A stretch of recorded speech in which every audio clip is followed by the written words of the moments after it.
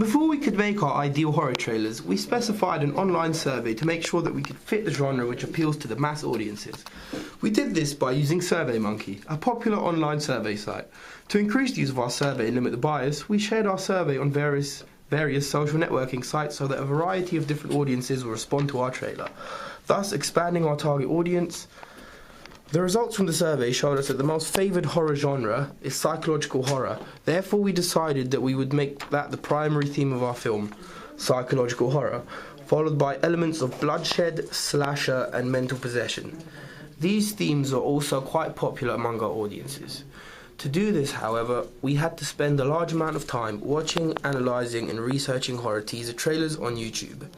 In order to find typical conventions of the genre, we had to pay close attention to the mise-en-scène in the trailer and the different shots which would make the scariest scenes effectively tease the audience. Our film, The Girl in the Woods, follows the standard conventions of teen slasher horror movies. Firstly, the location is set in a forest. This is similar to movies like Wrong Turn and The Blair Witch Project. Forest settings have been quite a conventional setting for horror films, as they are abandoned and dark. Furthermore, this invokes fear in the audience because of the sense of loneliness and eeriness. The antagonist of the film is also quite generalised in the aspects of character. For example, we took inspiration from many YouTube tutorials and various antagonists from other horror films like The Grudge and The Ring Girl. Moreover, our antagonist had greasy black hair, as she lives in a forest. Makeup-wise, we painted Abina's face white with dark eyes and blood gushing from her eyes and around her mouth. We also got Abina to wear a creepy white floral dress which was splattered in blood. Furthermore, the white of the dress would connote innocence, yet the blood splattered over it would show the corruption of our antagonist's innocence. We splattered the most fake blood around the stomach area of the dress because Amelia lost a child. Before she became a demon, she was a traumatized mother. This adds to the horror element because we knew that a typical convention of horror movies is attacks on children. We have two main antagonists, Anna and Derek. They can be considered as being staple horror protagonists.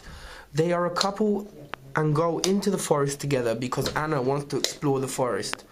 The dialogue between them is also horror-esque, as the girl can tell something is wrong. However, the boy is oblivious and results in dying a gruesome death.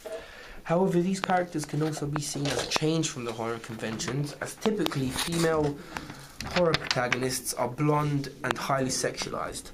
However, we challenged this convention by using a protagonist of Asian descent.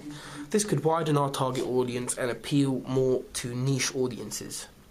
The editing of our film also required very fast shots towards the end of the trailer to fasten the pace and tease the audience, as we didn't want to give away too much from our antagonist. We started the trailer off slow to build excitement and tension, and then we sped up faster towards the end of the trailer, ending with our final shot, a close-up of the antagonist. The shot lasted less than a second because we wanted to tease our audience as much as possible. We wanted the audience of the trailer to invoke their imaginations and fill in the blanks and decide on their own fate of the trailer, so they would actually go and see the film. We did this in relation to our research of horror trailers. When researching, I learned that horror trailers will typically do one of two things. Firstly, there are slow trailers. These don't have much going on in them but still build tension, as the slowness of the trailer leaves a heavy feeling of dread. Or, secondly, a fastly paced trailer where they do not show too much of the antagonist, only for a split second, which intrigues the audience and makes them want to see more of the antagonist. Moreover, our group decided that we would do an effective mix of both these aspects.